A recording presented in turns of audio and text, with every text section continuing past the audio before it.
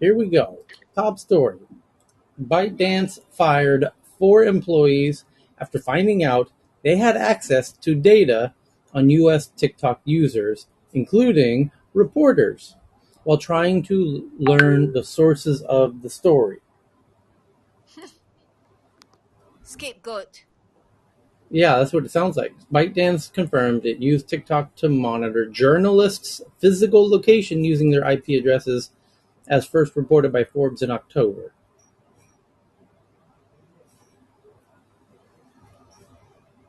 Come fast to earn the trust back. Seems they now TikTok trying to gain the Here, trust.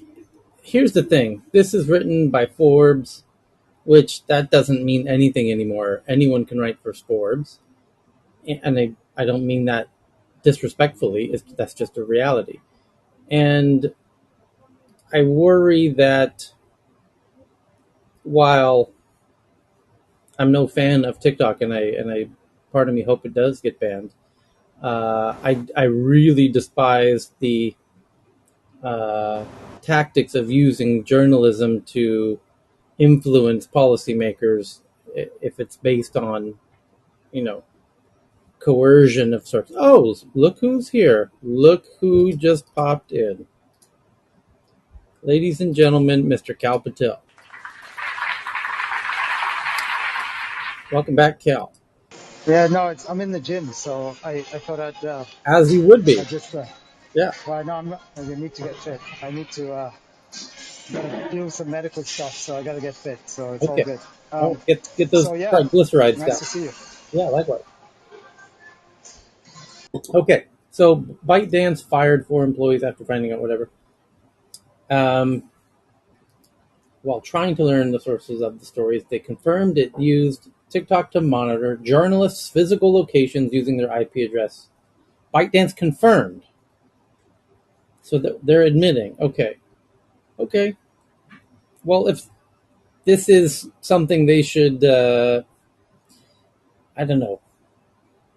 Where? Why? Let me ask you this: who else is covering the story? Let's just look through these, right? Is the New York Times covering this? Is the Wall Street Journal, and is the Washington Post? Because as you know, I've been very critical of the fact how the New York Times, the Wall Street Journal, Washington Post have a field day with Facebook and Instagram, and seem to really be reluctant to share news that paints TikTok in a negative light. So, around this topic, CNN has an article that says some universities are now restricting TikTok on campus. That's interesting. That's a whole different topic, but related. And this is a CNN article that just came out. It says a small but growing number of universities are now blocking access to TikTok on school-owned devices or Wi-Fi networks in the latest sign of widening crackdown on the popular short-form video app. The University of Oklahoma at Auburn, University in Alabama, have each said that they will restrict student and faculty access on TikTok in order to comply with recent moves from the governors in their respective states to ban TikTok on government-issued devices. The 26 universities and colleges in the University System of Georgia are also reportedly taking a similar step. Okay, but why? According to the email, the school will also require university-administered TikTok accounts to be deleted. More than a dozen states, including Maryland, South Dakota, and Texas, have announced bans in recent weeks of TikTok for state employees or on government-issued devices.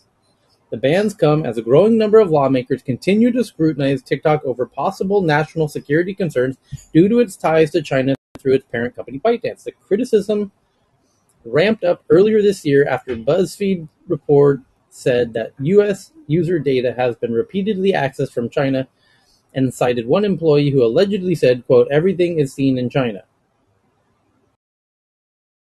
TikTok, for its part, has confirmed U.S. user data has been accessed by some employees in China. Quote, we're disappointed that so many states are jumping on the political bandwagon to enact policies that will do nothing to advance cybersecurity in their states and are based on unfounded falsehoods around TikTok, said a spokesperson for TikTok. They said to CNN on Thursday, quote, we're especially sorry to see the unintended consequences of these rushed policies beginning to impact universities' ability to share information, recruit students, and build communities around athletic teams, student groups, campus publications, and more.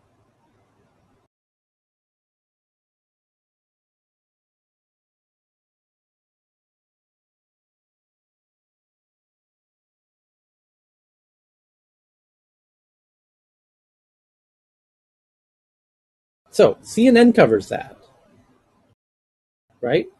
Then we've got the Washington Examiner says TikTok parent company acknowledges spying on journalists. Now you would think journalists would be interested in the story about TikTok spying on journalists, right? You would think that would be something they would find interesting and want to report about. So, is the New York Times reporting that? Is the Wall Street Journal reporting that? Is the Washington Post reporting that?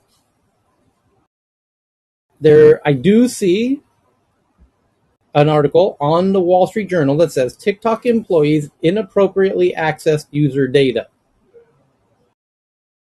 Okay, does it say and then once you open, that's the headline.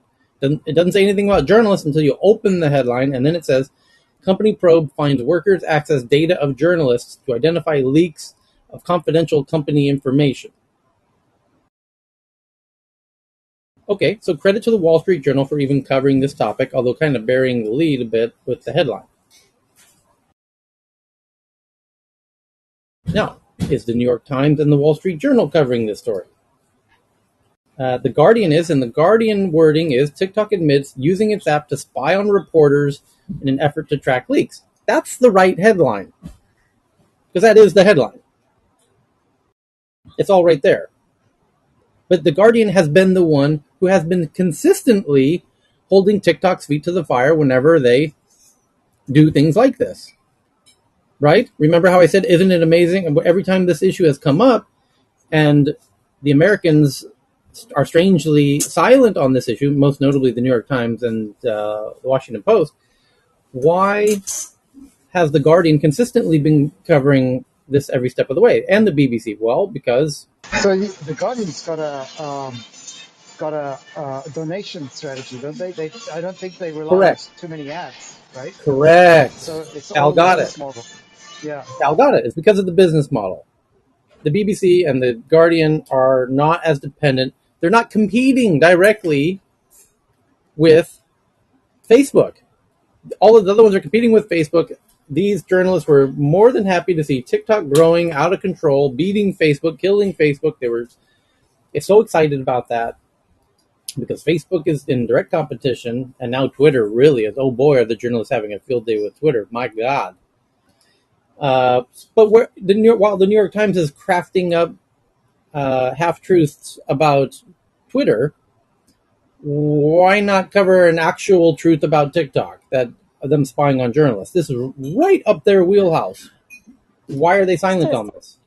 I mean, I don't know if this is too far fetched, but since you went down the thread about the universities and being in compliance with the restrictions on having TikTok on the government issued devices, when you rattle off the states, it's quite clear what the political leaning and the leadership is in those specific states, and the reasons why they're just trying to lean in on anything that's going to be anti China.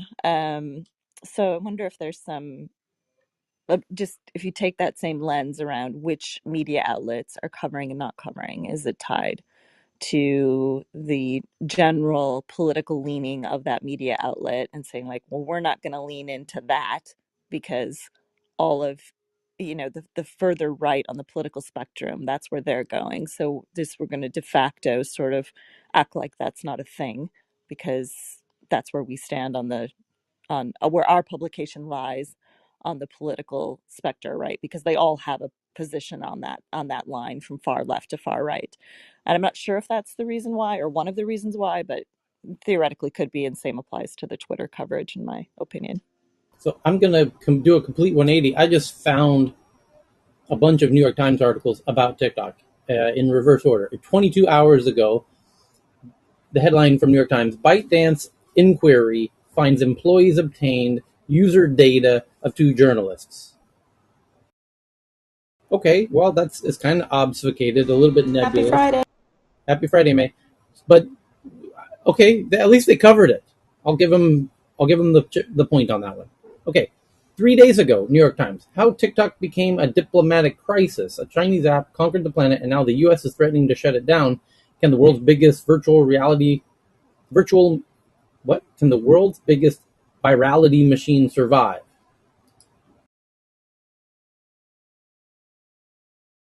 Okay, next. There was one 6 days ago. Fresh off frantic election cycle, the former campaign social media producer. Who cares about that? There was one. This is the one that I really give New York Times credit for.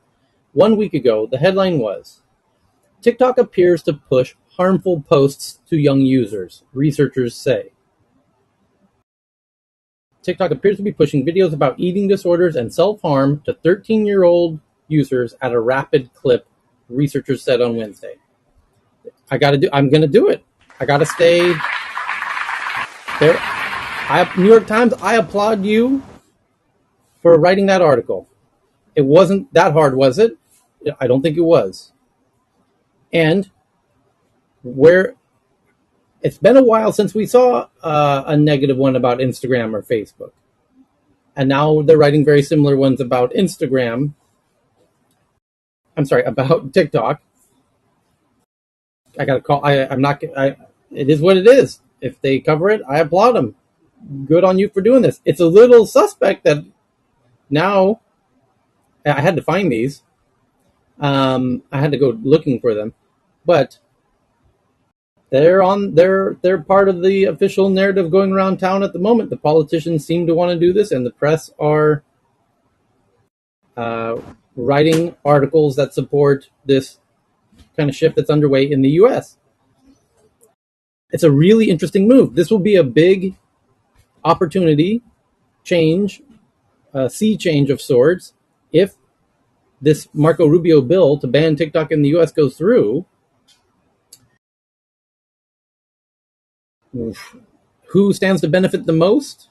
Twitter jumps to mind, as they're trying to revive Vine as we speak, and they were trying to have it ready by the end of the year, was the internal kind of deadline for that. That could be unbelievably amazing if those two things happen around the same time sometime next year, that Vine revives just as TikTok gets banned. There's a lot of momentum against TikTok here in the UK. Some of it is public, some of it is not public, from the politicians. So I think the journalists some of them will just have to go with the momentum, right? That's what you're saying in the US, that they like seeing that there's some momentum, even though it's kind of not part of their, they don't have a vested interest directly to take out somebody that's driving traffic to them or creating some kind of business value to them. But if there is a general sea change in narrative and dialogue, and it may be because of specifically the narrative on China. But I think here in the UK, it's parents. I know this room has had lots of discussions, and I've listened to them about personal responsibility, etc. I'm not trying to launch into that, but I'm just saying, here in the UK, there is a political sea change, which is why probably the Guardian and the BBC have been on it as well, against TikTok, and there is a pro-China establishment here in the UK, more than I think the US.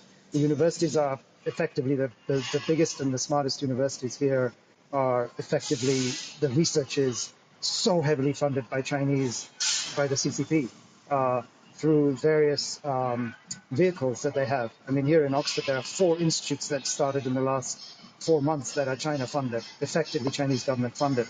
And when funding comes in and you've got these, recessionary times, you haven't got foreign students coming in, that's another way that people funded things.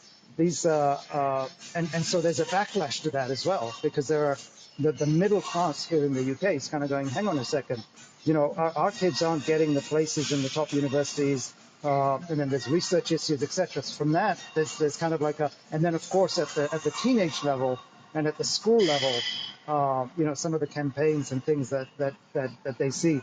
And another point that I've seen with parents, and that's just purely parental, is that they feel helpless. They somehow feel like this thing has taken control of their kids and they can't do anything about it, right? And then there's another kind of weight that says, well, the only way to do that is to like kind of ban them or to restrict them through some regulation. So I see the movement certainly moving here in the UK against TikTok, which is very interesting.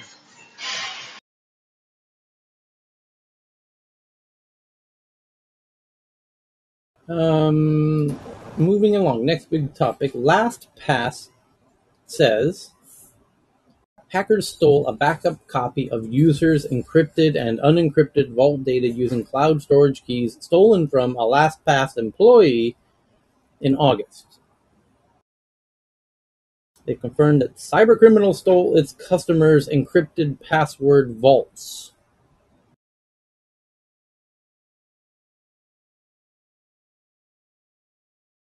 LastPass attackers now know all websites you have passwords stored for, which is only protected by your master password.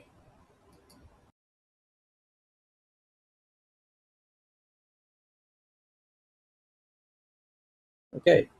Sam Bankman-Fried appears in New York federal court charged with wire fraud and other crimes. A judge grants a $250 million bail, confining him to his parents' Palo Alto home.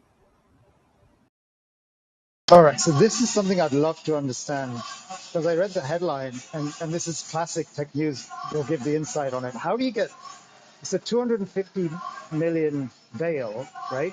And it's secured on the house. The house can't be worth 250 million, right? So effectively, does that, maybe Robert knows how these things work in the bail system. I'm not close to it, but you don't have to have the full amount to bail yourself out, or is it you just need something basically? Yeah, Cal. It's I think it's 10% or something like that. So that must Okay, I be. got it. Yeah, yeah. Yeah. But Cal, you know what's really funny about that is, well, I don't know if you all watched his interview. He goes, "I have no money. I'm broke. I'm pretty much negative." So somebody had to have $25 million worth of something to put up for him. So it must be his parents. Yeah, the property must be like, I don't know, 10 million max, right? Even if they have it in Atherton, or, in Atherton near Palo Alto or something, that'll be 10 million. So they've got another 15 million he's found from somewhere. Well, they were buying Cal. They were buying property all over the world, so they probably got Yeah, little that's things right. and nooks and crannies. The thing is, if you put up the 250 million, you get it all back if you show up in court. If you put up 25 million, you're buying a bond, and so you're not going to get that 25 million back. Oh, wow. Right. That's interesting. Great point. Did not know that. Hmm. Okay. The SEC's complaint against Carolyn Ellison and Gary Wang that classifies FTX's token, which is called the FTT, as a security since it was offered and sold as an investment contract. And because it's a security, it falls under the SEC. And that was one of the big debates: is it the SEC or is it the CFTC? And the SEC is making a strong argument for why this falls under their thing.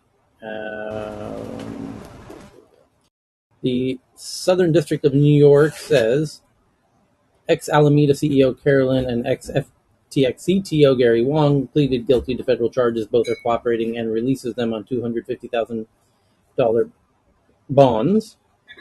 Back to the whoever made that point about releasing people on bonds. Reuters says in a filing, Meta agrees to pay $725 million to settle a class action lawsuit accusing Meta of letting third parties, including Cambridge Analytica, access user data. That's a hefty fine, nearly $1 billion. A look at Microsoft's, this is a New York Times article, here we go. A look at Microsoft's quote-unquote nice guy strategy to close its Activision deal. They say they have sources that Microsoft hopes to win over EU regulators, which could force the US to settle. Federal regulators have sued to block the $69 billion acquisition, but the company has settled on a path forward and is preparing to force the issue.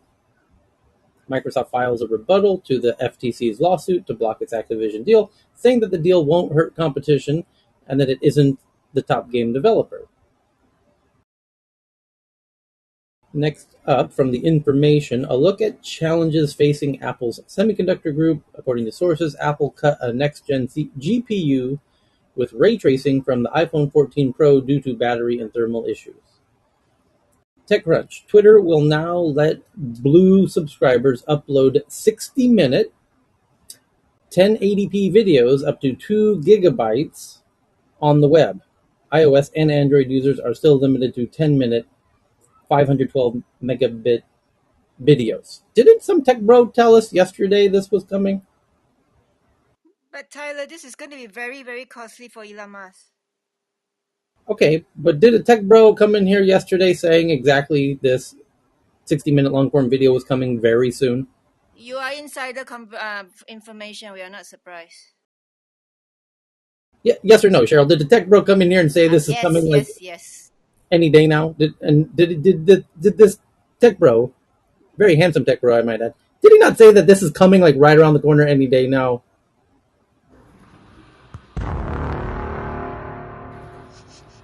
And then here it is today. And then here it is today, 24 hours later. Ladies and gentlemen, We present the Oracle. would anyone like to They must debate be in me the Oh, on audience Oracle, yeah. Are listening. you? I'm curious. Are you the one that chaired the meeting? would anyone like to debate me on Twitter's roadmap or what Elon's really up to? Would anyone really like to get in an argument with me about issues related to Twitter? No, but I would but I would like to ask you a question. So I've been dipping in and out of the replays, so I think I get the sense of what people in this room sometimes think about Twitter, right? And generally speaking, it's like 80% think it's failed, right, more or less, or failing, and it's just it's all kind of going downhill, and maybe about, I don't know, 10 to 20%, including you, Tyler, have a kind of a broader, a much more kind of, hey, hang on, just there's a bigger picture here, and it's coming together, and it's experimentation. And I Like, fall into the track. I think Twitter's way better now than it was before he took it over. I'm enjoying it a lot more. I'm looking at it. I know there are a lot of critics about various things, and and I've heard it all. But I think this thing is actually on fire. I think it's actually working really well. I think the new product launches are going, like new experimentation has just accelerated. Like today, I just saw that you can see people's how many views a particular tweet has got. I mean, that's why didn't they do that before? Like, so you I, actually understand, you're not waiting it's for likes. You actually understand that it's got reach, right? And then the business thing that they did, where they've got the for Twitter for Business, where the cash tag, right, for example, and other things. So you can look at the stock price, and I think they've done a deal. Maybe it's a Jason thing, but they've done a deal with Robinhood, so it goes straight to the Robinhood site. Some of that stuff just didn't exist, right? So there's a whole bunch in that. He's always said he wasn't going to be the CEO. So now you've got this narrative saying he's failed because he's not going to be CEO. That's just dumb, right? You're not failed because you're not going to be CEO. You literally own the company, and you're going to get one of the best CEOs out there.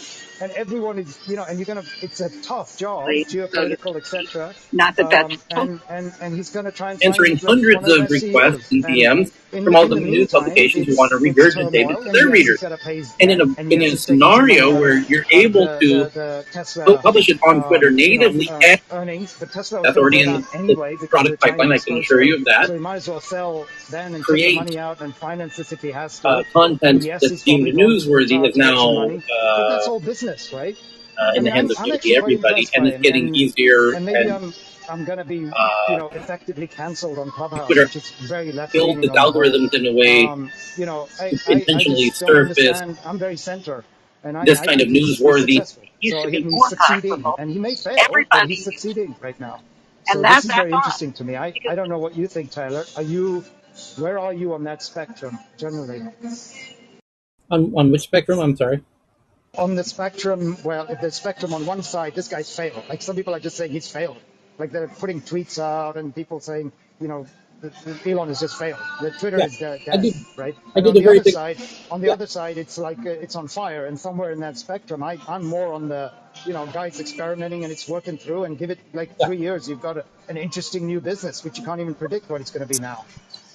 right. Well, I did a big rant on this yesterday about why people are saying he's failing, and and I just found it here, and basically I made the point that Elon said the journal he's going to go head to head with the journalists, and the journalists are going to try and take him out, and they are trying to take him out, and because he sees Twitter as the future he sees there's a huge problem.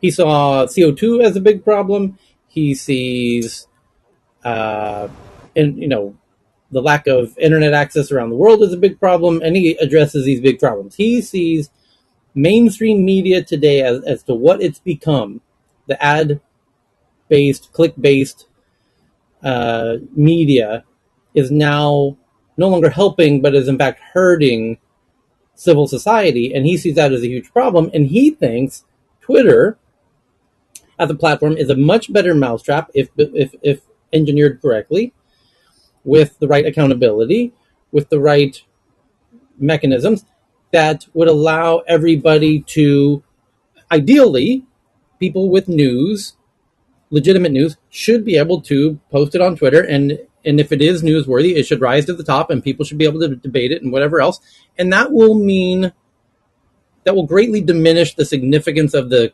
conventional mainstream media apparatus wholesale. And he's very transparent about his feelings about that, and they know that. And if he succeeds, they're in deep shit, and they know that. So they really don't want him to succeed with this. In fact, they really want to sabotage it at all costs. And he has said that they would, and they are. Now, I said yesterday the product roadmap that's underway, and I've got it queued up right here on YouTube. I can hit play and we can listen to it. But essentially, matter of fact, let's just do that because it's now in the hands of nearly everybody, and it's getting easier. And I start off by making the point that everyone has in their own hands a 4K, camera with good, decent audio, and they can post directly to Twitter in long form video. And I said, and that's significant because it's in Twitter's immediate roadmap to allow that people to post that, and that happened today. And I said the view counts is part of that because view counts on tweets doesn't really mean that much. View counts on videos means a lot because in the very near future, Twitter Blue members, here's another prediction. Please bet me on this. Please. 10 to 1 odds, please. That Twitter users will in the very near future be able to monetize just like on YouTube. It's the easiest way to think of it. Your YouTube views are monetizable. Your Twitter video views will be monetizable. You can now upload 60-minute videos at 1080p.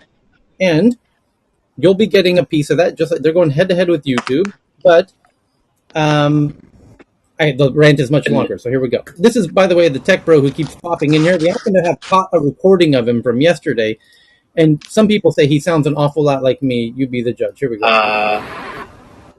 If Twitter builds its algorithms in a way to intentionally surface this kind of newsworthiness content directly from the sources, because what's happening is this crazy little game of somebody finds something newsworthy, a video or a photo or a story, like we just read about this Radio City Music Hall lady with the facial recognition.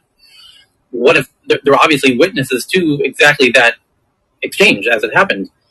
And I'm sure Alon is imagining, some people at Twitter are imagining that, we don't read about that on some third-party publication that is read directly on Twitter, and there's only a few things that need to happen to materialize that inevitable reality, which is you need long-form posts on Twitter. Check. That's already in the product pipeline, I can assure you of that. That's a critical piece. That's why Twitter is linking you out to other things, because Twitter doesn't allow you to write the verification. You need verification. Verification is another, exactly. And video, native inside of Twitter, which they have a tiny bit of it. Barely anyone has access to that, but I can assure you, I promise you right now, that's high on the priority list of future product development as we speak. I know somebody who has long form video enabled on their account. Actually, my buddy Jason's posting native Twitter content at long over 20 minutes, or I think he's got up to 90 minutes or 50 minutes or whatever it is now on his account. So that's long form videos coming. Long form text is coming. Multiple, being able to write your own content as your own Twitter profile, authenticated, verified as yourself, and paid to do so. So now you'll have a financial incentive to do it natively on Twitter rather than on YouTube or on your Substack or over here, over there, or whatever. And you're going to be financially incentivized to not let CNN borrow the clip, or BBC or The Guardian. And by the way, anyone who's ever broken news on Twitter knows you spend the next 48 hours answering hundreds of requests and DMs from all the news publications who want to regurgitate it to their readers. And in a scenario where you're able to publish it on Twitter natively and monetize it, you don't want to share it with those knuckleheads. You want to be. So that's the point. Is in the very near future, very near, and now you're realizing just how very near, because the video, long form video, just went live today. The video views just went live in the past 48 hours as well. I mean, the post views, the shared monetization is going to go live very soon. The long form post is going to go very soon, and people are going to be able to natively post directly in Twitter and monetize it and tell all the other mainstream media to go fuck yourself. No, I'm not sharing this shit with you. I'm going to sue you if you take my content, because I want to monetize this shit right here on Twitter. Thank you very much. And if you take it, that doesn't help me one squirt, not one drop. Matter of fact, it dilutes my shit, because you're not going to link back to me, you stingy bastards. And we've all, who knows that better than anybody is Jane Wan from Hong Kong, because people steal her shit all the time and they don't give her credit and they don't link back to her, and they don't want to. They want to get those clicks and those views. Screw all that. Everyone is now going to be empowered to post natively to a platform and get monetized directly. And the media knows this day was inevitably going to come. And here it is. And we got the devices in our pocket. We're all there all the time. Now you can make money off of shit that happens in real time. And the point is, will the algorithms be jigged in a way to promote up the right stuff? Well, I can assure you that's front of mind for this particular algorithm at this particular company at this particular time. So, watch out. Let's see. Tyler, that makes a lot of sense. But here's not far. And what I think there's a narrative that I've been tuning into a little bit, where people, like, this is what they say about him, and this is like, credible people, like they'll say, he understood physics, or he understood, a physical business or some other business, but he doesn't understand people. He doesn't understand the dynamics of people, or this, etc. That's just, here's an angle I have on that, which is, he's never been about like the specific content of the business, right? I mean, to be honest, he doesn't know the deep physics of how you land the rocket back down, but he knows that if you do that, you change the economics of that industry, and you can get the rockets up and down, and at 1/10 of the cost or whatever, right? So he knows how to think about the industry changing orthodoxy that you have to challenge. So what he did in cars, right? What he did in the retailing of the phone with wheels, which is the car that he has, right? It's basically a phone, right, with wheels. And so he thought about it like that. And in those early days, which I saw some of the insights from Vantage Point, because we were investors in Tesla, and some of the papers and the things that he would look through. There were so many assumptions he got wrong about the basic game, but he knew something fundamental, that he wanted to cut the dealers out, right? He wanted to go direct to consumers. Here, he's going direct again with the content, right? He's creating a platform where people can go direct. So he knows that. He knows how to do that, but it's messy. and it's always messy. In hindsight, we look back and it looks clean. Tesla has been a messy build-up all the way through. The early days are very messy, but it's not documented. In Twitter, the thing is the early days are messy, but it's all documented, right? It's all there, public. But all the other stuff was messy too, right? I don't know about SpaceX, how messy it was, but I'm pretty sure it was messy, but more scientifically and more physically and more, and I think they blew up a rocket or two. I think I remember, right? A couple of things blew up, experiments went wrong. And here, it's all, some of that is happening now, but he's proving out by doing that, including how you think about leading it, how you think about the right geopolitical leader that he put in. I'd be very interested in what kind of leader he puts in here, whether he puts a politician in there or whether he puts a technical, he's obviously not going to put a technical person in here because he's going to be the software guy, right? So it's not going to be a technical person, but it's going to be somebody who can manage geopolitical issues, right? And finesse them and work them. Maybe somebody from Singapore. Like, I would put somebody from the leadership in Singapore know how to manage, be neutral, be in the center, but yet be fundamentally capitalist, right? And it's something like that that he's going to probably hire, but I don't know. But I just think that people underestimate him. People always bet against him, and they're even more now. You've got more conventional people going, oh, well, this is because they're seeing all the mess. I kind of come on the spectrum of the whole thing may fail again still, and a lot of things can happen. But I just think that he's got some interesting vested interest in his life to challenge these things and to change things in a way that nobody else has. And it's just once in a, you find people like that. So I think he's doing that, and I can see some of that. What you just said, Tyler, is phenomenal as he's working that through, getting people to go direct and cutting out all the inefficiency in the middle. But all the people in the middle are going to resist that, just like all the dealers resisted him selling cars.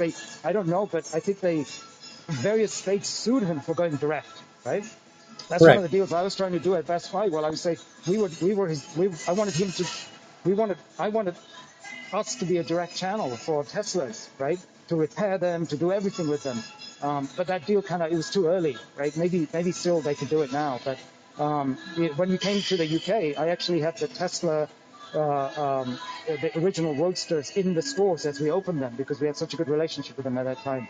But that was all about going direct, right? And so here, this is about going direct, and that's very, very interesting. Yeah, anyway. Check this out. Try and find a publication that's covering the story pinned to the top of the room other than TechCrunch. I know of two, which are not big ones.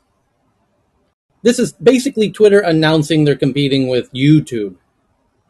If this was pre-Elon Twitter, wouldn't we imagine there would be some coverage of the fact that Twitter is going head to head with YouTube? Well, I think there's an interesting problem here. The newspapers, and I think a few folks pointed this out. They said, "Look how many followers the newspapers have, but look at how low the view count is for their tweets." So I think we might see some interesting things going forward with perhaps the old media giants seeing some of their power extinguished just by virtue of having this kind of transparency. So something to keep in mind. As Cheryl can confirm, one of the only links about this is somebody saying, 1 hour? Who has a whole hour? Twitter was supposed to be about brevity and being short. Now that's gone. Hilarious. They're being critical of one of the more significant product announcements in the social startup space in the past week, and it's met with a bit of disdain. Watch out. Elon took on the auto industry that wanted him to fail, desperately wanted him to fail, and the news media is now wanting him to fail. And I'm going to let you in on a little secret. He thrives on industries wanting him to fail. So he doesn't announce that, but the best thing they could do is start applauding him at every step of the way, and because what they're doing is absolute fuel to the guy. He literally, it's like giving him crack cocaine. He can just feed on that hate that they have for his killing them, and so I don't. You know, hey Tyler and Yeah. Cal, you nailed it too. Breakthrough progress is always messy. You know, it's so funny how everybody thinks everything's so organized, but they usually come in on the back end and look at all these fun little case studies by Harvard and everybody. But when you're going through it, or those who go through it, know that anything that goes against the grain is messy. And I was totally amazed when he did the Tesla thing, not so much because of the car, but the number of people that were willing to pay in advance for a car that they would not see for a long time. That was disruptive. Everything else was disruptive, but that part of the financing and that part was very disruptive. And I what he's paid going for to the do over here truck. is exactly. And what he's doing over here, it's the right time. I actually think Twitter probably would have died without this disruption. And I don't know. I think he could be the path to another digital ID, something I sent you on too. And relating to losing advertisers, there's so many different income streams. And if he gets the right team in there, a lot of that stuff can be rectified. There's a plenty of us old heads. If you wanted to mobilize us, you could get that solved really quick. Anyway, thanks. Robert, you should take some kind of role around the geopolitical thing because it's the kind of that's the kind of thing he needs, right? In this team, the team needs to understand all these different countries, making this work in different countries, finessing them, right? Yeah, Exactly. but you can do it with e-commerce. I mean, you can make it work in different countries by selling things. So by the way, yesterday Twitter did cache tags. They did the video view indicator. Today they do the Twitter Blue gets another new interesting feature of long form video, which will no doubt have the analytics as well. This is an interesting pace for Twitter to be operating at. And Well, by the and way, interestingly enough, Tyler, I paid for Twitter Blue. And the reason I did it, of course, was because I'm an early adopter. I wanted to see what was going to happen.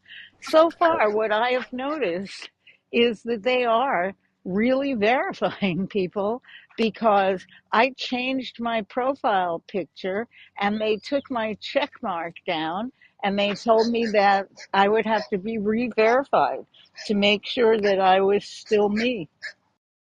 mhm, the well, God damn it, I had an I interesting won't like it. I don't like it because I keep, because I lose my blue check mark for a couple of days each time I change my profile picture, and I've now learned that I can't do that like I do on Clubhouse. But um, but at least it shows there's a real effort going on.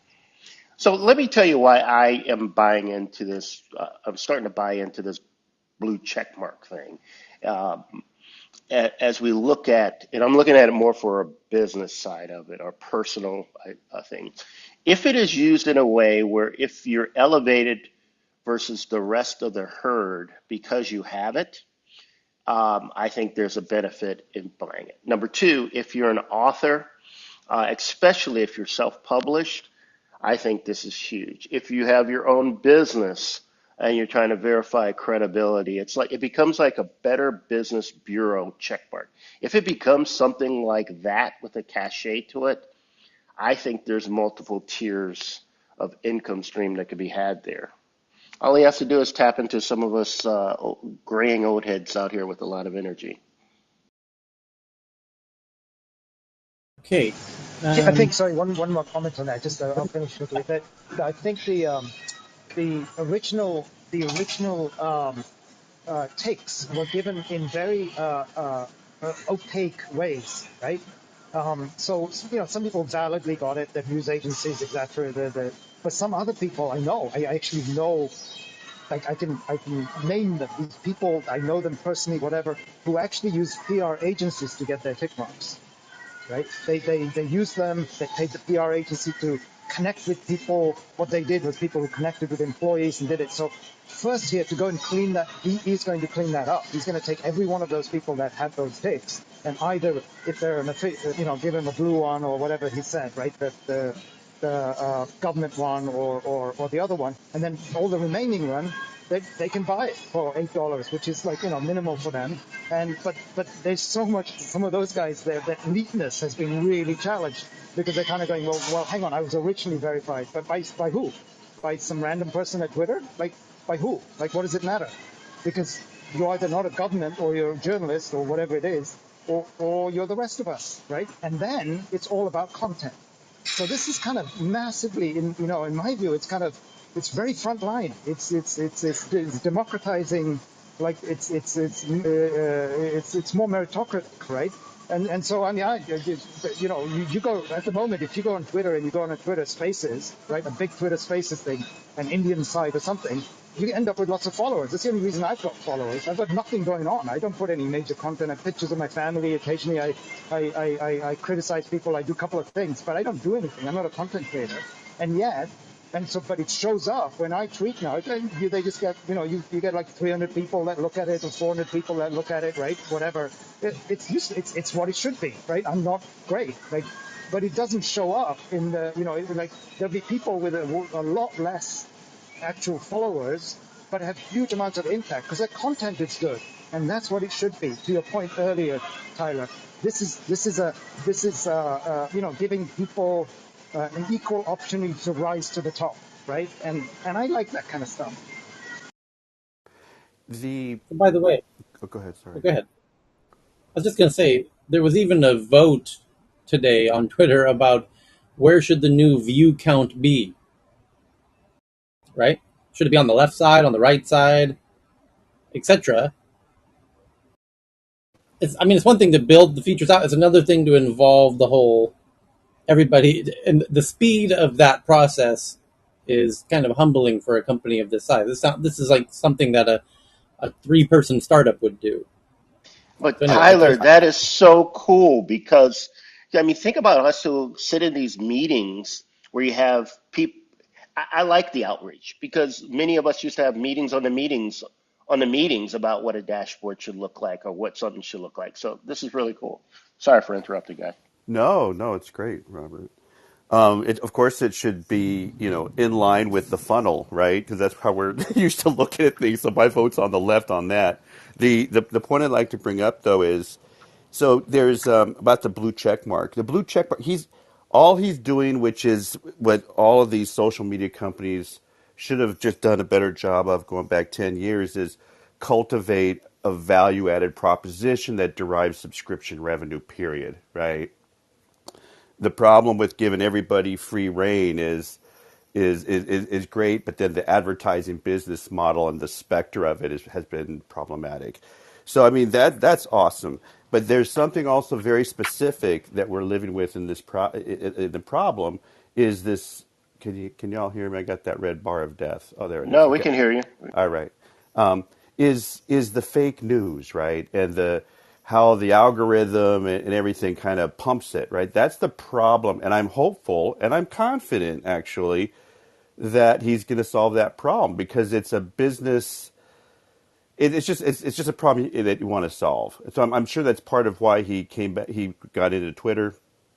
But that, Cal, getting back to your point about part of his first missteps, I think he's great as a chief product officer, and part of the CEO, blowback has just been a little bit of a, what do they call that, a bull in a china store. So part of the issue with the blue mark, and I know that you probably caught this with the Eli, with Eli Lilly and stuff like that. So, just because I can pay for something and then put a bunch of fake news, that's part of the challenge here, right?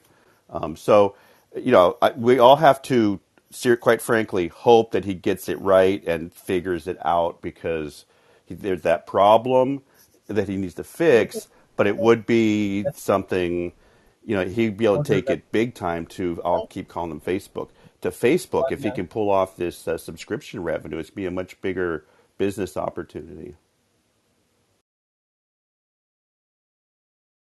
can somebody jump in? I'll be back in a few minutes. I'll jump in. Hey, Cal, good to hear from you, man. I feel Yeah, the yeah. same way, Cal. Good to I know hear it's from been you. no, it's good. It's good to see you guys are still going here, and I listen to the things, to the replays, and I keep an eye. I'm like, and I'm still connected. but I'm really busy with a whole bunch of stuff, and just it's nice to see you. Yeah, it's Christmas time as well. I like to come here at Christmas time as well. I hear that Tyler's moving to Twitter 1st of Jan.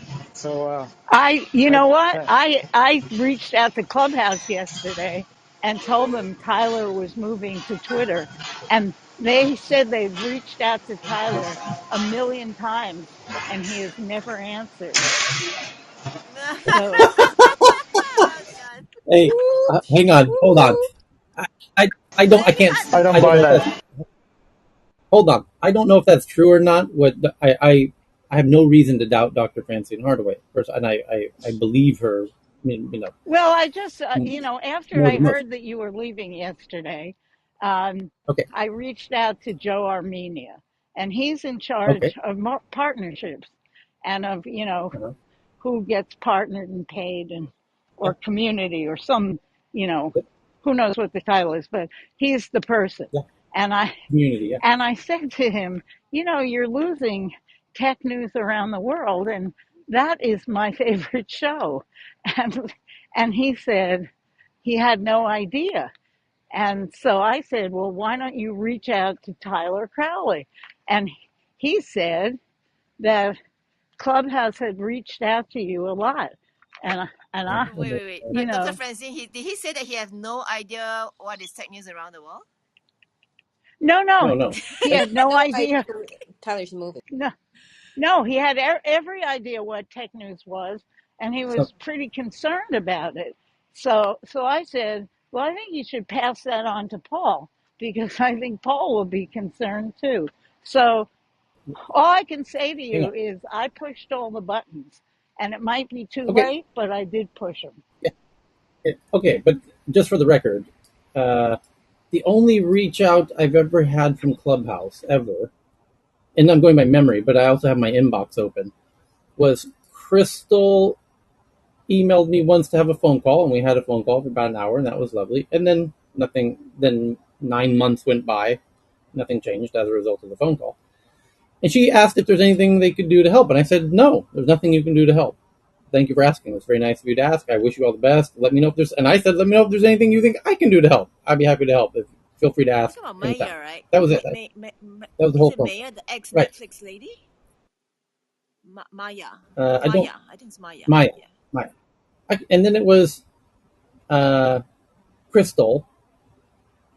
And Joe reached out on June 1st. Sorry, June 1st at 2:37 a.m. my time. Okay, 2:37 a.m. my time, saying, "Hi." This is the first email he ever sent me. Hello from Clubhouse. I just wanted to personally reach out and say hi. I have recently joined Clubhouse to help structure the support team. Blah blah blah. I responded at 2:44 a.m., which is 6 minutes later, at 2 in the morning. And I said, "Nice to meet you, Joe. Great to hear. Crystal and I had a nice call previously." So it was Crystal and I who had the call that I'm referring to. End of email. He didn't respond to that email. The next time I heard from Joe, I'm looking at my inbox, was June 20th, where he says, "Hi everyone," and this is being sent to a list of some kind that I'm now on. And he says, "Hi everyone. Please always feel free to share with us any scheduled events, guests, and priority rooms. We can't guarantee we can always support, but the more we know, the better. You get the idea." This wasn't personally to me. This was to everybody on the list, and that was sent at 4:47 a.m. I responded less than 12 hours later, 9 hours later, in the morning when I woke up, and I said, "Thanks, Joe and Crystal. Likewise, if there's anything I as a host can do to be helpful or supportive to you, please just let me know." Crystal respond, "Will do." Okay. The next time I ever heard from Clubhouse was uh, July. And again, it had nothing to do with me whatsoever. It's a list email again. So I didn't respond. The next time I heard was in August. Again, list email, has nothing to do with me whatsoever. So I didn't respond. And then there was one in November where he does say, "Hi, Tyler. I hope this message finds you well. I wanted to bring you up to speed on something really exciting.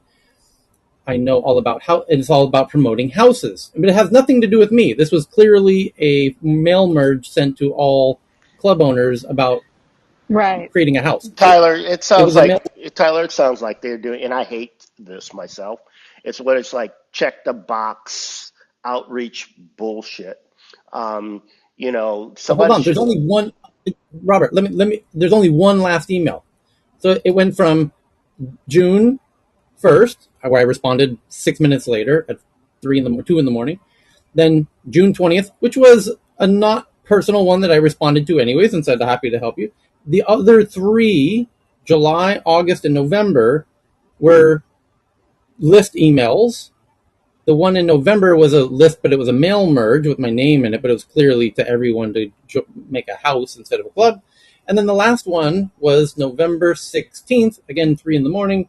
And they didn't even continue the mail merge. They just say, hi, everyone. Hope you're well. Apologies for the mass email.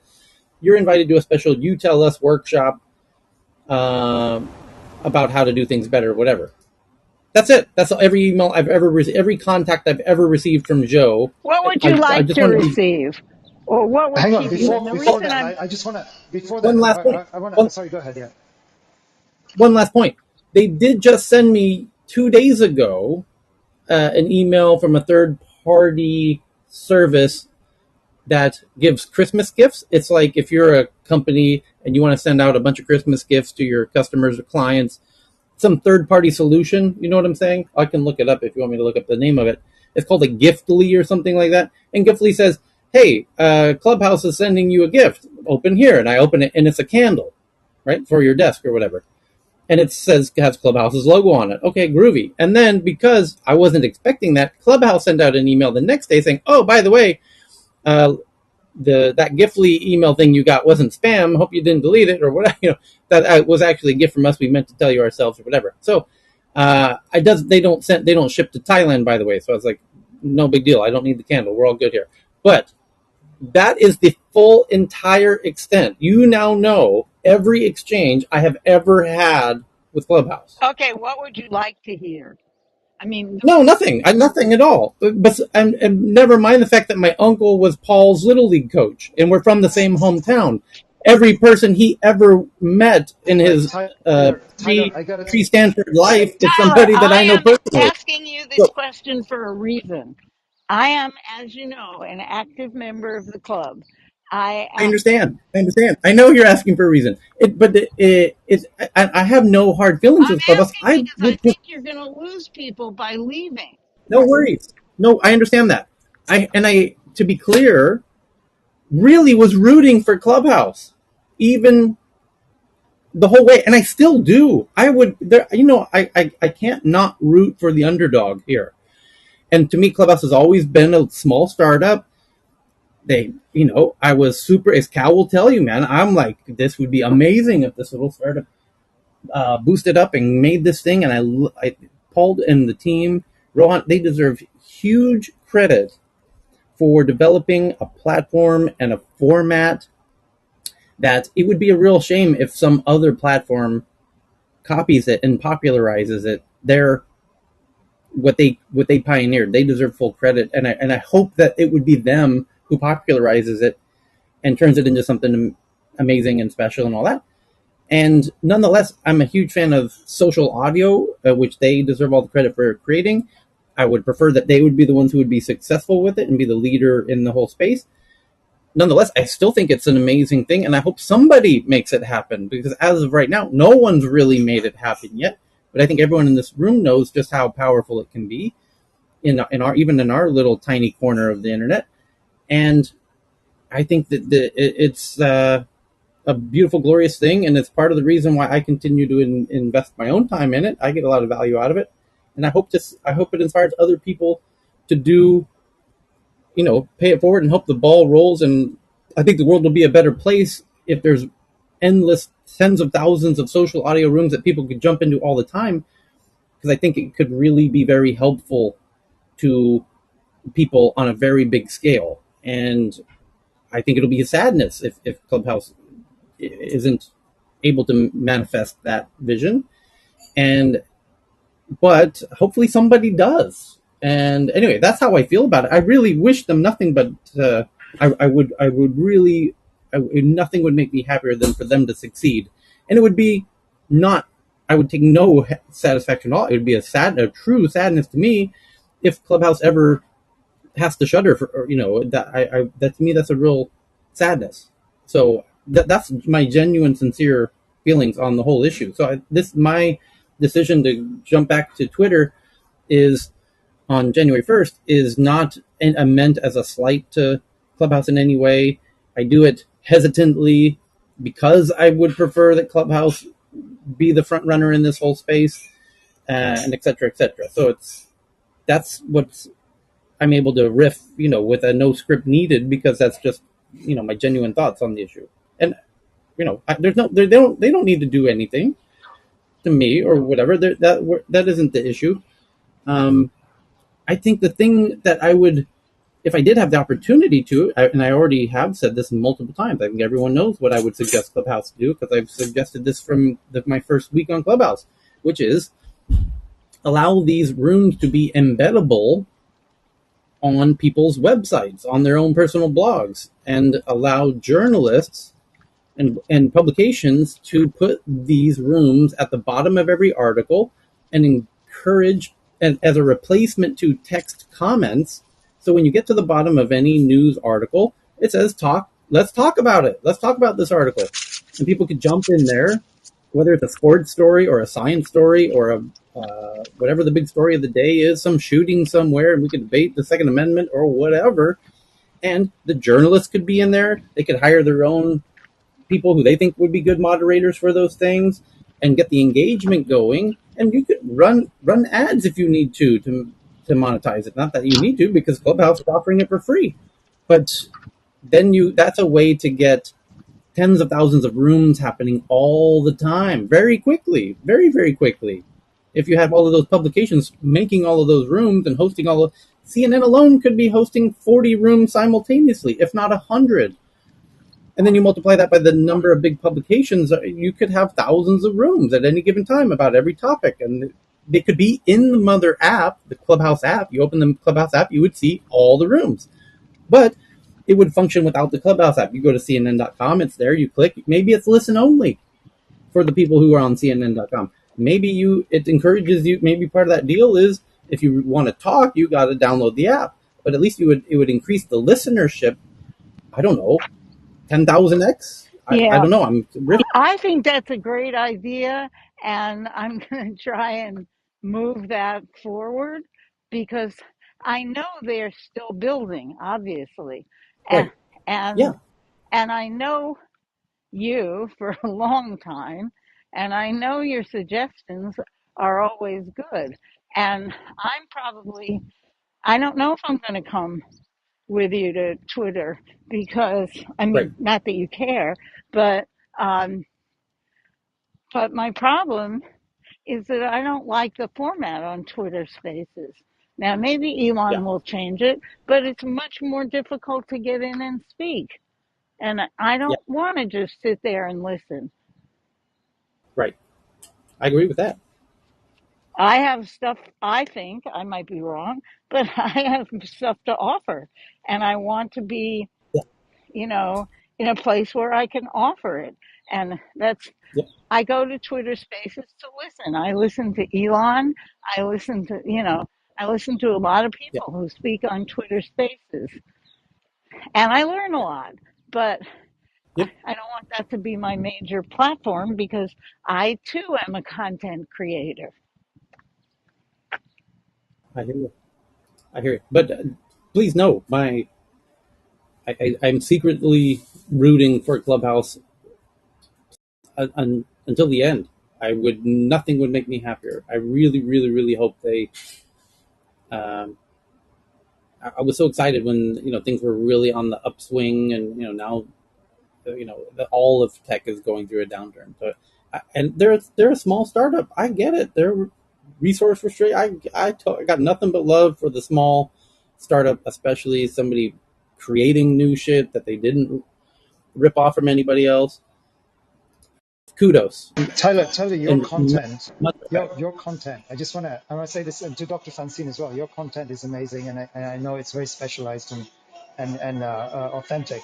But here's what I would say about your content, Tyler. And this is for somebody who didn't use social media before this whole clubhouse thing and the whole lockdown thing. And I'm probably using it way too much now, and I'm going to try and reduce it a lot more to almost zero in general. But what I got to say about your content is that you have the X factor, and I have to just say that. Like, so there are so many podcasts out there. For example, there are so many podcasts.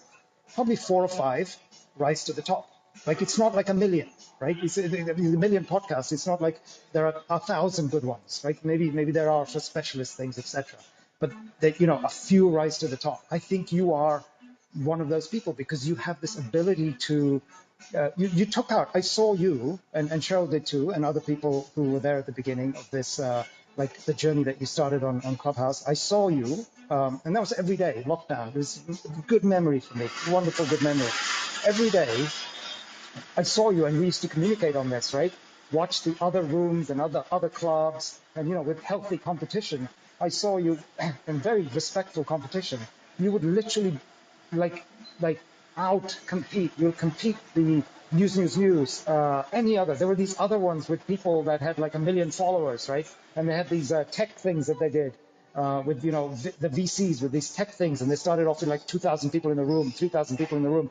It diminished, and at one point, tech news, when Clubhouse had the traffic and the right people and the different people hanging in the air, it was you had rooms of about 1,500, 2,000 people, and it wasn't just the number the number of people, but you had a variety of points of view, right? Variety of points of view, and people with real jobs and real companies were coming on and taking risk with it. Now that may be something stopping just because people realize that's not a very productive thing for them to do for their careers. But there are also so you did all that, and you can do that. And I think you need a bigger platform. I really hoped that Clubhouse would be a good platform for you, and it probably still is. I don't know. That's your choice in how you do that. But Twitter might be a bigger platform, but there might be other platforms. But I just think that I'm going to give you that perspective because I don't get to do it. I listen to it a lot, and I try to listen to you. Frankly, I don't want to listen to chat with a whole bunch of people going through tech news. Frankly, that's me, right? That's me. Other people want to do that, just running through headlines. I come to listen to you because the way you do it and the way it happens is very, very unique. The points of view, the connections that get made, and that's the X factor. That is the X factor, right? And that's what makes content creators like the best, some of the best ones. And you deserve more. And you get these, and then when you get, and I'll just say this because I'm not as polite as you about, or as respectful. I mean, I can be little. Clubhouse basically screwed it up because they're just bureaucratic. The founder can call you. He comes in and listen. Most of the time, he was sitting there listening to you, right? Like he knew who you are, right? He's listening I to got you. no problem. But Cal, I have no problem with the uh, me and Clubhouse are all good. But you don't They, like I said, understand, it's the community. See, it's not yeah, the but platform, it's always the community. It's not even the content, it's always the. I'm just saying on the record, Clubhouse did nothing wrong with me in my book whatsoever. So the, Crystal and I having the phone call, and I read you the emails, and I said, Right. hey, thanks for offering. I can't, I have no asks whatsoever, but I appreciate the opportunity. And and likewise, if you feel I can be helpful in any ways, don't hesitate. And that's it. That's how I felt. I got, there's no extra feelings hidden under the table somewhere. That's just legitimately what it is. What it is. I I got, mean, the team has to all good. have a better strategy with regards to the back to real life the consumers are or the users have, right? And they haven't done that. But Tyler, to accentuate Cal's remark, dude, you are hilarious. You are insightful. You go deep. You have a really unique perspective. The challenge, and I wish, and I'll pop in over there, but the challenge is it's like a rock band, bro. I think you know this. You got a smaller number of seats at the table, but I'm very confident that you could make it entertaining and keep people in the room. But it's a lot of it is your humor, man. So just spin it, or get your band together over there, bro, and build it even Yeah, bigger than before. Well, I'm I'll add. anticipating. using the hand raising feature a hell of a lot over there to make it to take advantage of the limited number of seats with the limited number of microphones on the stage. We're going to have to really double down on the hand raising and optimize the swapping of microphones as it is. Was that Kyle trying? What were you saying, Kyle? Oh, I think it was it's Matt. Matt trying to talk. Yeah, Matt, hey, sorry, Matt, and go by the ahead. way, I don't sound much like Matt today because I've got a Christmas cold. But I just want to say, Tyler, whatever platform you think, um, I haven't been here since day one, but pretty soon thereafter, and I would have to go Dade, Cal, everybody. I mean, and I've told you this to your face. I was lucky enough to meet you, Tyler, some handful of months ago down in San Diego at Starbucks with that defective lid, if you recall. That ended up spilling some of your shake on your shirt. But look, I'm just gonna. I've said this to you one on one. I've said it to the room. The room's grown. I work at Microsoft. I don't ever show up here representing Microsoft. If I need to do that, I could do that. I could get their point of view. What you do in this room, regardless of platform, helps me do a better job at what I do, talking about tech.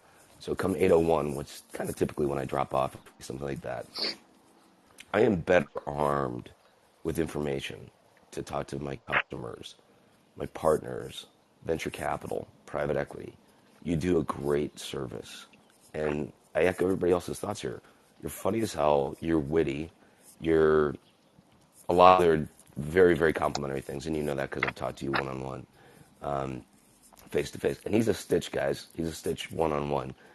I've had you on my community calls at Microsoft to get them to think about tech differently for about 1,000 different people, Microsoft employees, to start being a little bit more provocative about tech. So I just want to say, whatever you do, you have 1,000% support.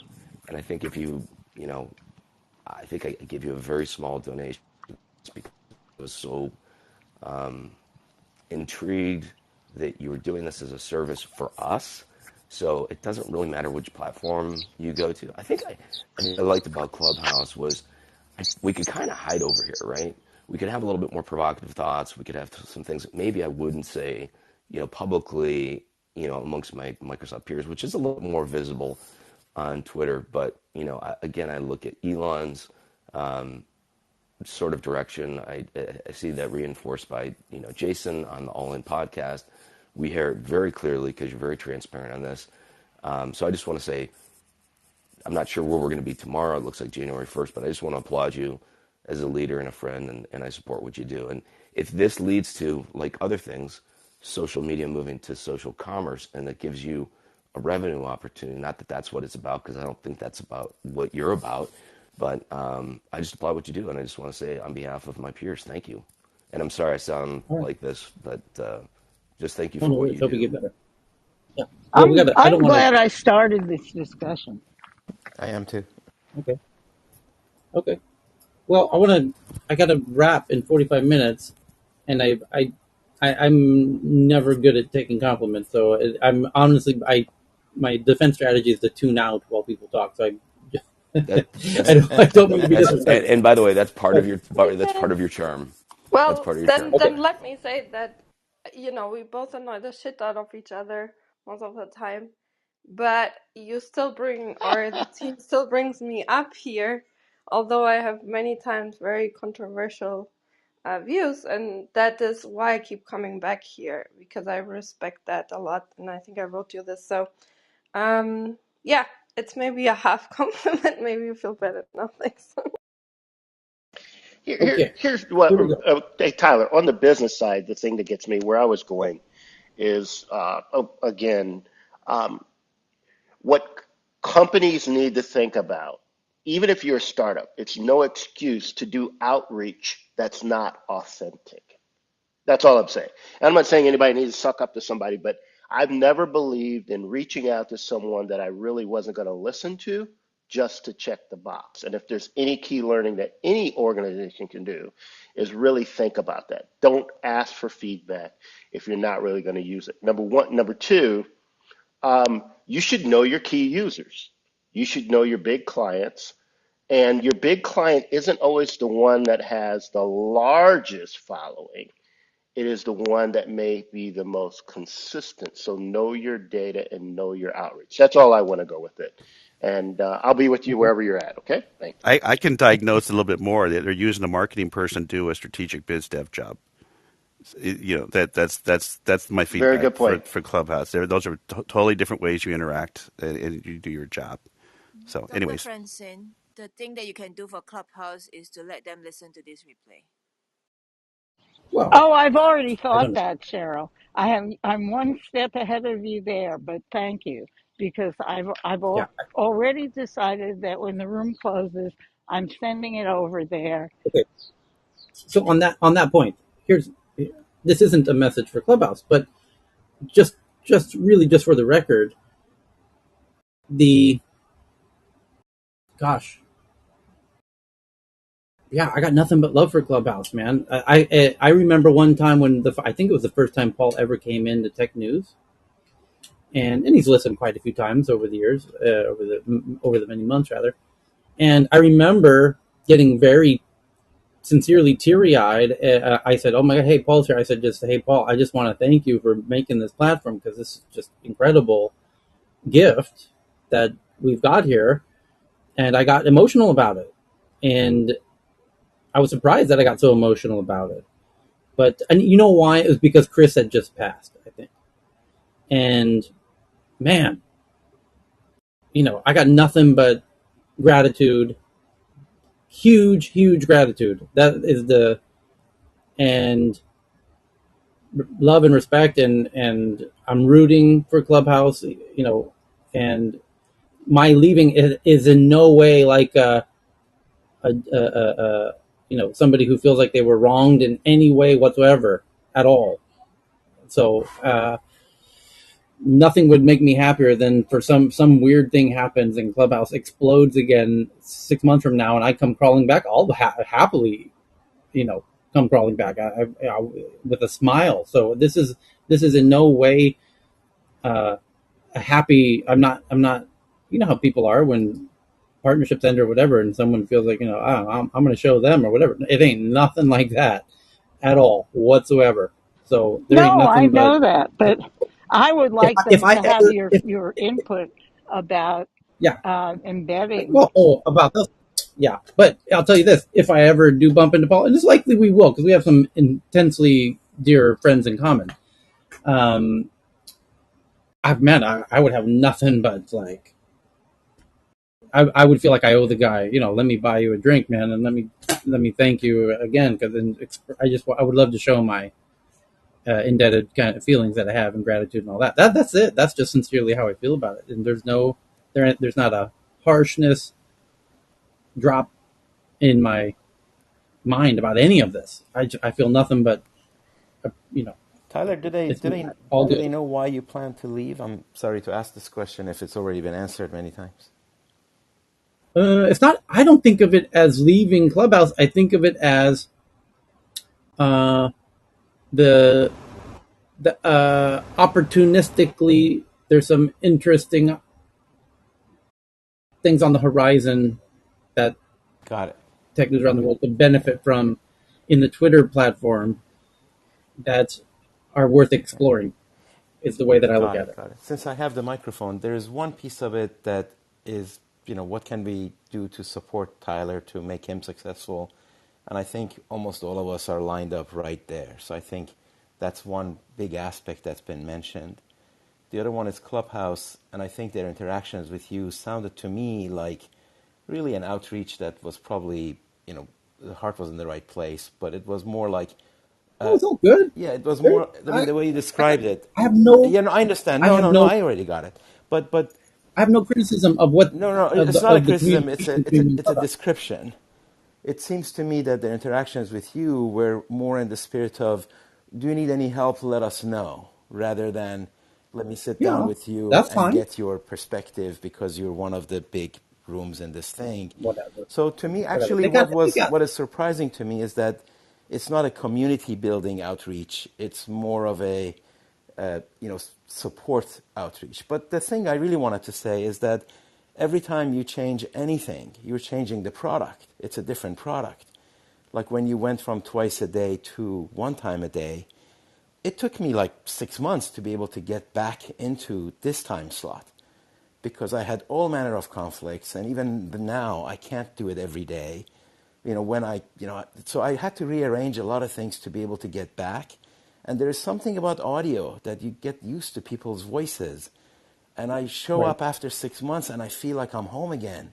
It was like, oh my God, Mm, it was like incredible emotional connection that you build. mm, And I think likewise, when you now move it to Twitter, that's a change in product. And when you change the mm, product, you change the customer base because it's like a mm-hmm, fantastic restaurant that moves across town. Well, you can't go mm, every day, but you still want to go. So I think that is also par for the course. Things evolve, and it is what it is, which is really why I'm saying I'm kind of dreading it because gosh, can I now do it because I don't like the Twitter platform. And, yeah. and, and as Dr. Francine has also mentioned, it might get there, but it's kind of like it's like a Teams compared to Zoom. It's like, Yeah. so all the success to you, and certainly I will try to get there whenever I can, and I will bear with it. But I think it's a change in the product that is non-trivial. I think that's what Dr. Francine is also Can we indicating. can Sure. we have a Yes. party? Well, there's actually a Can, difference. Quickly, David, go on with the party. I like no, that. no, no, no, no. It's like 15 seconds. Tyler, sometime next week, can you just, kind of just block off an hour where we just kind of chill and hang out and talk whatever? Like have a little party, a going away party. We can even have a drink or something. On the day on the last one, yeah. Maybe Perfect. we'll just kind of Yeah, just, loosely. yeah. And It'll be so, what's interesting? cocktail hour at Tech News. Heck, it's What's 5 o'clock interesting? somewhere. I'll pop open a beer or wine or bourbon for sure. I would as well. Just Oh, sorry. wondering, just a question. I think, Uh, hold wha- on, hold on. I think Carl has wanted to speak for a long time and he couldn't come in. Yeah, yeah. It's just quickly. It's interesting right now because of the emotion that's come out. I'll take the time to describe this right now. The platform here on this app actually has a better ability to allow people to connect emotionally and genuinely and For sure. authentically.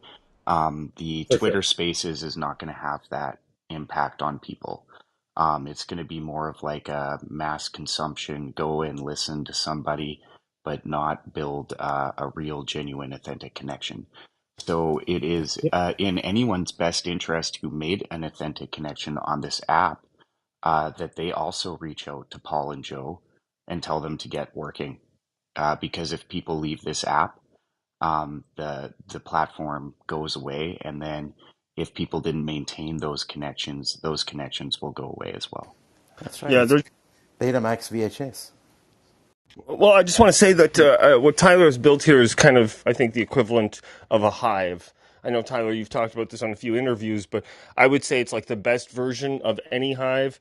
I'm part of an incubator here, and they have a hive and social stuff, and people don't really interact that much on there as they do here. So I would say this is like, I go here instead of turning on the news. I go here every day because I practice speaking after my surgeries and stuff. So I think a lot of people have been able to extract a lot of value. I think Elon just has to take a few notes, make a few changes, and the changes or the things that we've been complaining about Twitter Spaces, that'll be fixed because we see a lot of things being broken now, but also a lot of things are being fixed. So at least things are changing. I don't know if you can say the same thing about Clubhouse. It doesn't have a disruptive leader at the helm like Elon, who's like, "Wait, what's this?"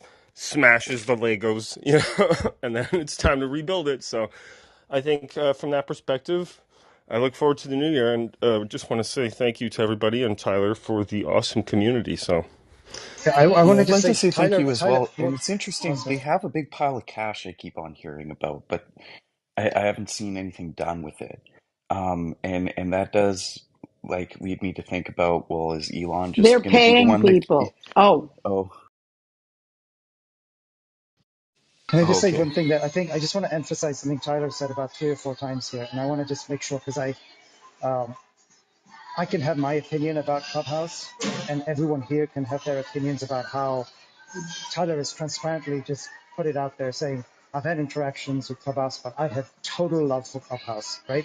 And I think we should respect that he is literally saying that again and again. And this is not to do with Clubhouse. It's more like there's an opportunity there. I want to have a go at this. I want to have a look at it. I want to have a go at it. I might be back, but I want to have a chance of just seeing what's going on. That's great. And I think there's absolutely, in some ways, if you kind of cut it loose, I have a perspective. It's like, no, he's not cutting loose. He's still part of this community. He'd probably do other rooms here that's not part of the primetime show or something else, or community rooms or different things, which is what this place is about, right? So I just want to say that I think, Tyler, what I heard you say, Tyler, and I want to emphasize it again, because we will all criticize Clubhouse for you, because I think there's a lot of love for you in this room. So there will be like kind of people saying that. And what I heard you say was, you have you have total like no issues with Clubhouse. You actually want him to succeed. You want him to do everything. And I I just want to do. emphasize that, right? And I think you said that a few times. Yeah. And I want to leave that for people who will listen to this and hear it. I don't think you have that. And the other thing I want to just say very quickly also is that last time this happened, when you went off and experimented at Twitter, there's a whole bunch of people that have found community here, post lockdown, even staying in there, before lockdown, even more. And I think the world has moved on, different things happen. But I also think that there's sometimes a community, also supports the person that's helped them want to do something else and help them, right? As opposed to hold them back for their own needs. And I'm not sure, I'm not saying that people are doing that, but sometimes we do that, right? Because it's something I want, right? But what if the world can see Tyler? What if there's another model that emerges? I don't know, because there are lots of business people out there that don't hear him, right? So many people that work in companies.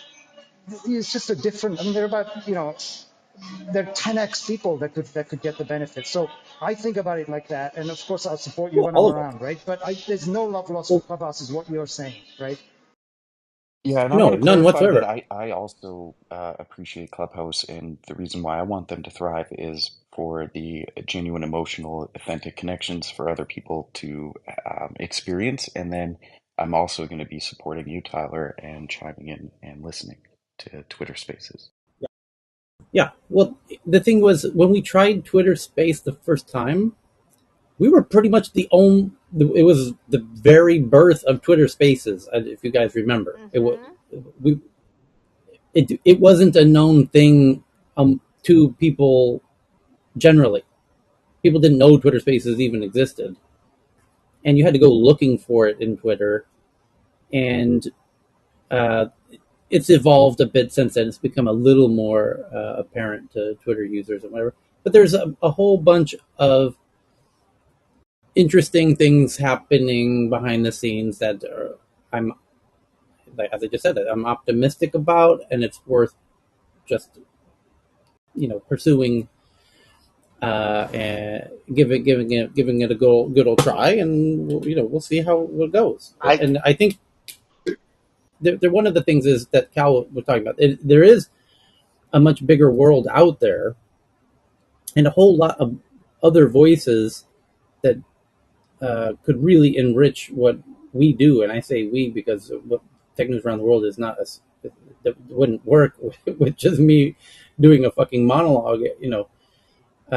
It's the conversation that really makes it work. And to Katarina's point, I like Katarina being on stage, even as much as I violently disagree with her, and she has a gift for pushing my buttons more than most people. So, and I don't mind that. In fact, I like that. So, she's always welcome on stage, and if I don't mind it when things get heated. It used to be way more heated, as people will remember in the early days. And if anything, I think many of us who have been here from the beginning miss the more heated days that we used to have. So, and I know maybe it's uncomfortable for some people who don't know that and catch me getting really rough, as I did recently with Jennifer. But Jennifer remembers the heated days because she was in those rooms when shit got crazy on a regular basis. So I don't think she was. She had the luxury of knowing how uh, that's a part of my personality that comes out. It didn't catch her by surprise. Anywho, but let's see how it goes over there in Twitter. That's it. We don't need to have a long ass conversation about this. I hope we engage with people over there that will benefit all of our viewpoints. That will be fantastic.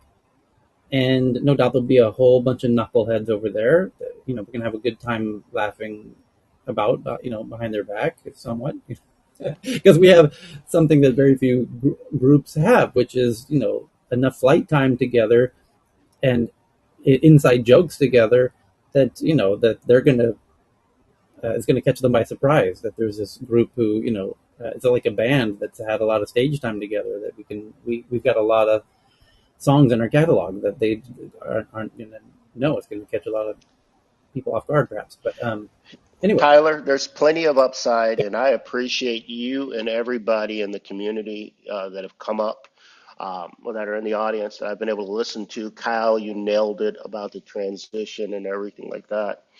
And I just want to say I appreciate every last one of you, just in case I miss you all before it moves to Twitter. And then lastly, Tyler, I don't even fly that far to go and visit family.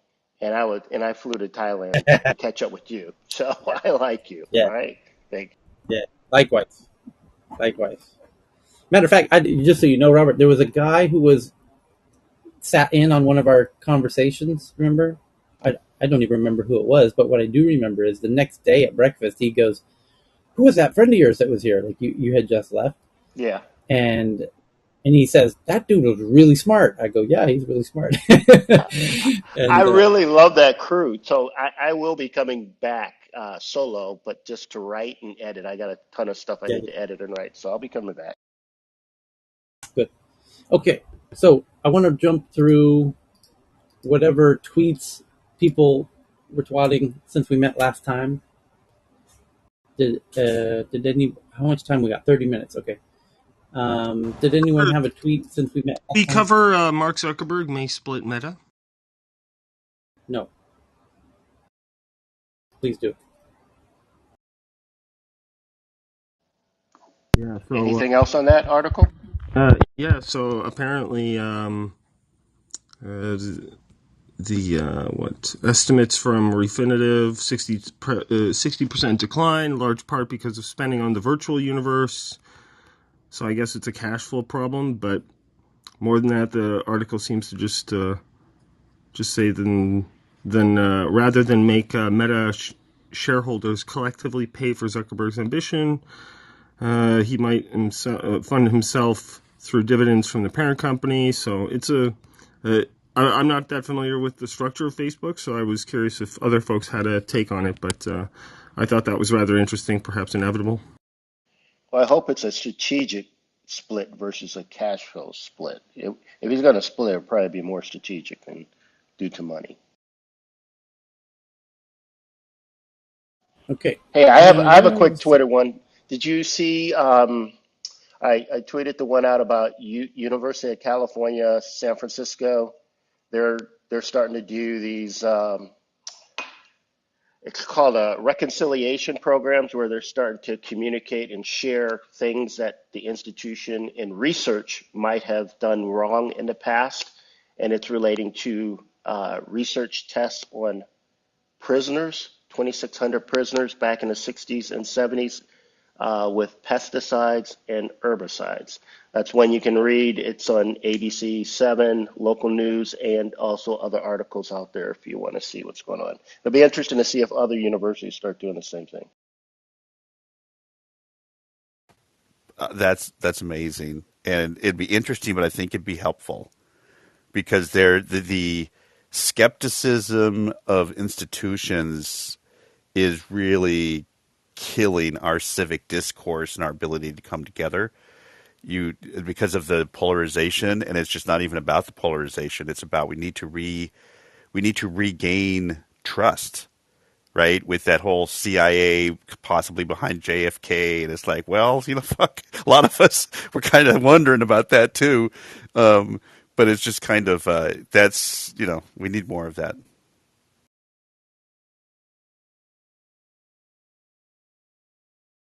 okay? Other tweets. Katerina found one from CNN.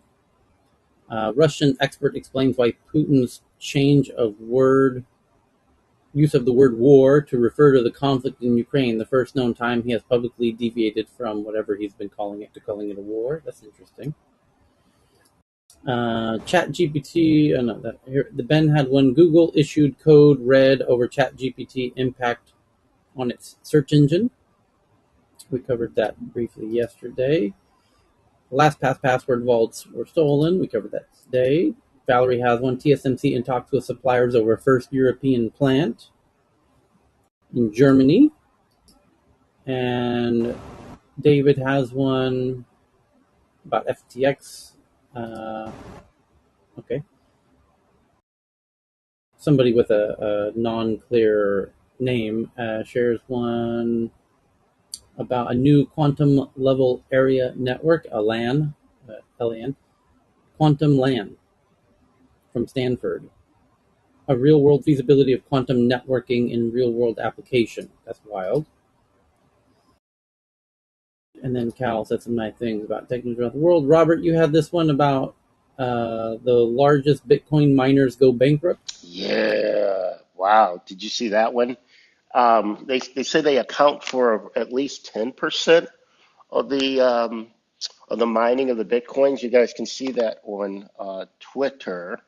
Um, Let me pull that up real quick. Sorry about that. But evidently, they account for over 10%, and they say their exposure could be up to $10 billion relating to their loss, and that exposes about 5,000 creditors. And the article is found in Yahoo Finance, and they say they're the largest. So you can take a look at that, and it's I can repost a link here in the chat. Okay. Okay. Do you think that's Eric going to just be a domino issue as we get more of these places fall, Tyler and group? I don't think so. I think that the miners have different cost basis and also different strategies on what they do with the bitcoins that they mine. Over the past couple of years, many of them started holding it. They kind of themselves became maximalists.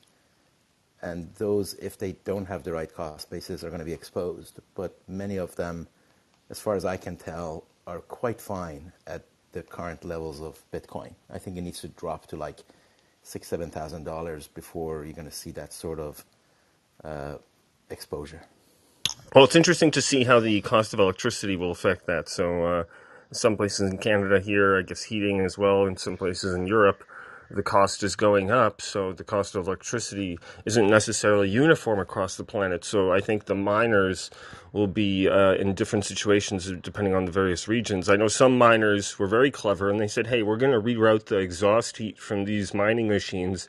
We're going to use it to boil water. So if they were clever, they would have offset it and had a way to subsidize the cost of electricity, because that's pretty much the only thing that you need at the end of the day for those kind of setups, other than somebody who's like OCD, always making sure the machines are running. Other than that, crazy guy. Yeah, that's right. It depends on how Tyler, they. Go ahead, please. that Tyler, that Core Scientific is in the top 15 Bitcoin mining facilities. They are number 12, and they have a market capitalization of 47.6 million. So they are in compare, and that's as of November 30th, 2022. So they would not be the biggest one, but they are one of the American main ones. I would be curious where our friend David is. Is that his name? God, Jesus. You remember Tyler? I think you met up with him as well in person. Hey, The gentleman. Emmy, you said they're not that big because according to Yahoo Finance, they said they're 10% of Well, the whole thing. if you just look at Yahoo Finance and you just ask it the top 15, you'll see like in the world, they are number 12. Yeah, are they now So number 12 because they fell off? no, they were number 12. They were number 12 before. They're off the charts now. They're gone.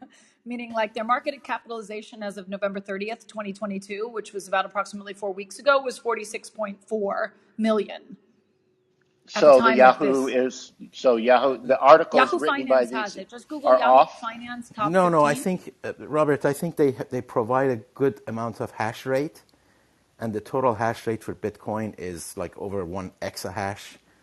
So there's just a lot of it, and they could very well be 10% of the hash rate, but that does not make them the biggest. I think one of the things to look at that's really important, and I think this will be what I'm going to probably follow a bit of the breadcrumbs into 23, is the digital DCG, is it? Because they are the ones that have actually, they're kind of the umbrella to Grayscale and a number of other major firms that could implode as well. And that's, Binance is like a walk in the park if DCG implodes, because Bitfavo in Netherlands was already experiencing problems with liquidity and access from the digital, that group. And that's the one that I'm watching now, because that's if that one folds, we have a major problem in this space. Okay. So Eric found a video that I just retweeted to the Tech News Twitter account at TNATW, pinned to the top of the room, so you can see it just by following the Twitter account. It's the most recent tweet, and it's of an ABB dual-armed robot, something you should become familiar with because ABB is the world's biggest player in these robotic arms, and this is a dual-armed robot, so it looks kind of like a human without a head, and yet it's being used in this. It's a video, and it's a 1 minute video, and in this video, this two-armed robot is wrapping Christmas gifts at a store. It looks like a Target. And so you put the box down, and it grabs a piece of paper and sellotape and does exactly what you would do if you were really good at wrapping Christmas Like if you packages. were from Switzerland or Japan and you worked for a high-end brand and everything had to be meticulously perfect every time. Right, That's what that looks like. I was right. like, damn, that's sexy. That's a sexy packaging robot. It looks a little. It does it better than nearly every human that you know, and it would take a lot of practice to be as good as this robot. And there it is, just wrapping gifts very quickly, very professionally, two-handed robot gift wrapping at what appears to be a Target. And it's an ABB two-armed robot. As I said, they're the big player in the space. China's making a $1,000 version of this as we speak. And watch out. These things are coming fast and furious in a way that nobody's really talking about. I'm not aware of anyone else talking about this. I've ranted about it for over a year now, but here they're The coming. only other person that And I've heard rant about the potential of these kind of robots is actually the CTO of D-Wave, which is the quantum computer company, because he said, look, in the future when we make a robot for $100 or $1,000, it's not going to need that expensive chip because we're going to run it non-locally. We're going to run its AI non-locally because we're going to use these awesome computers. And so all you'll need is just a really fast enough interface, and all of a sudden how much human labor can be displaced. So that was almost a decade ago, and like I was like, nah, that'll never happen. You'll never have a little robot for a few $1,000s, and here we are almost today. Yeah, but that holds a huge risk. I think you cannot have that everywhere, because, if you run everything remotely, you have a huge risk of interfering. If you run it on the edge, the risk is supposedly to be less and lower, especially like if you scale robots to basically sell them in homes or maybe in big buildings to take care of them. You maybe don't want to have like this risk of somebody be able to interfere with your robots. And the other thing is, I think in the future human labor will be kind of a luxury, like people that buy vinyl music shit, like stuff that is low quality but it has kind of a sentimental value. I think kind of that will symbolize as human labor maybe in the future.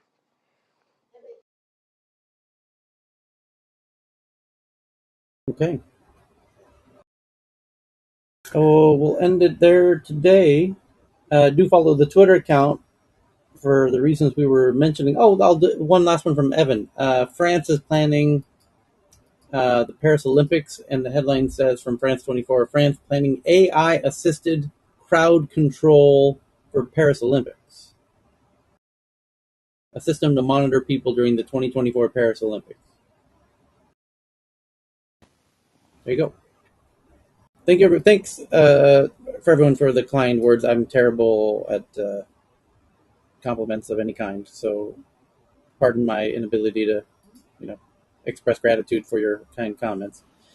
Um, and although, yeah, I appreciate it, of course. And I really just would love more people to be able to participate in this thing that we do. And people are DMing me and saying, very nice things about how they love it and it means something to them. Great. We've all been enjoying this, and I'm stunned by the consistency of the folks who join us every day on stage and in the audience, both and equally. I can't believe how consistent everyone is. I hesitate to use the word audience because that implies like it's, you know, uh, passive. But I know we chat in the DMs, and it means a lot. I'm just stunned how consistent we all are in coming to this room every day. It blows my mind. I have to imagine.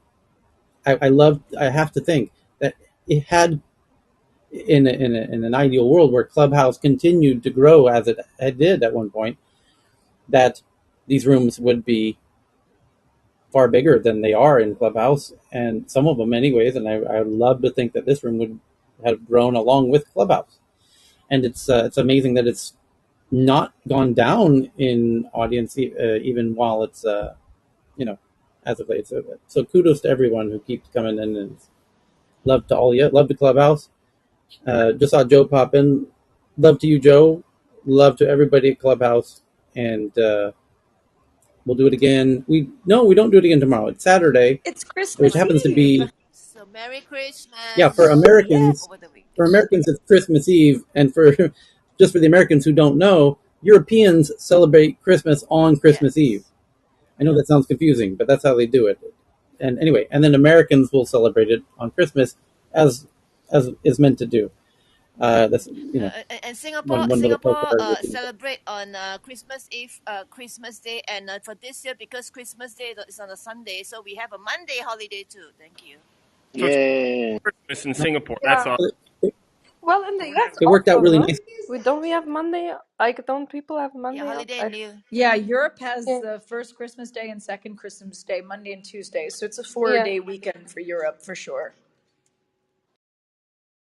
Cool. Well, it just worked out really nice this year that we end on a Friday. We get both the new Christmas Eve and Christmas off on Saturday, Sunday, and then we can be back at it Eh, Monday. I thought, So it Tyler, works I good. thought you wanted to do. Oh no, that's next.